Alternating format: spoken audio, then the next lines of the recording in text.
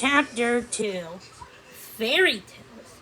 Every night before bed, Mother read to Thumbelina from a big book of fairy tales.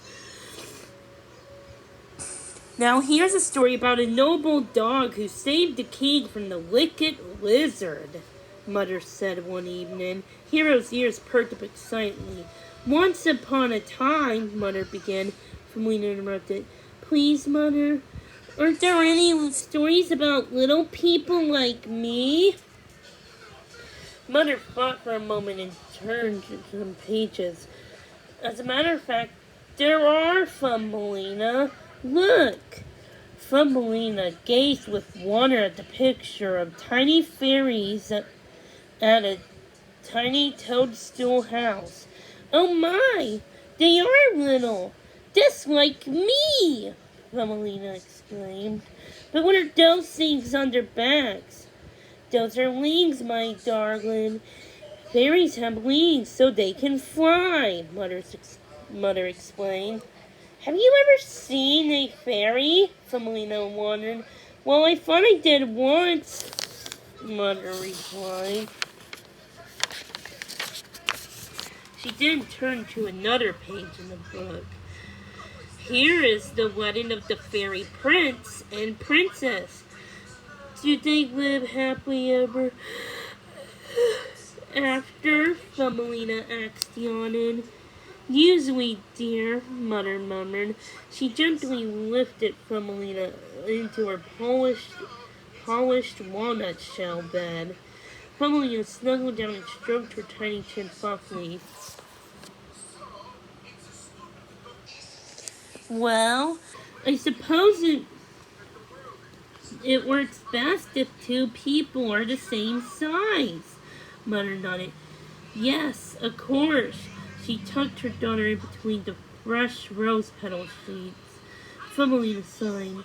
It's not fair. I must be the only little person in the whole wide world. I wish I were big. Mother said firmly. Oh no, Thumbelina. Don't ever wish to be anything but what you are. Now go to sleep, my child, and have sweet dreams. Mother, will you please leave the book open? Thumbelina asked. I want to look at the pictures of the fairies while I go to sleep. Mother nodded and propped the book open on the table.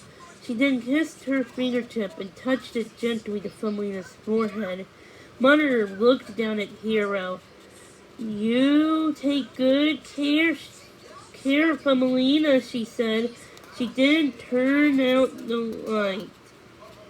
Then, as the drowsy dog walked around and around and settled into the corner with a yawn, Thumbelina turned to look at the book in the silvery moonlight. Thumbelina stared at the prince. He was just her size. She softly sang a wish that soon a special someone, just like the prince, would find her. Then she wouldn't have to dream about happy endings. She could live one of her own. Thumbelina liked that idea so much that she climbed out of bed to dance with the fairy prince. I wonder if there really are fairies, she thought dreamily. If the tiny girl only looked outside the window, she would have seen her answer. Just then, the fairy king and queen were flying across the moonlit meadow in their rose-petal coach, with the fairy court following close behind. There were brave knights riding on dragonflies, and regal maid of honors riding on butterflies. A dozen of richly garbed trumpeters raised their golden reeds in a fairy fanfare. As she turned to watch the procession, the fairy queen noticed one butterfly in no wonder. Oh my dear, she fussed. Our son is missing again. The fairy king looked over his red-robed shoulder. So he is. I think he feels a bit silly riding that white butterfly we gave him. Why should he feel silly? Huffed the queen. It doesn't make the right impression on the young ladies, the Fairy Queen explained patiently as he had many times before.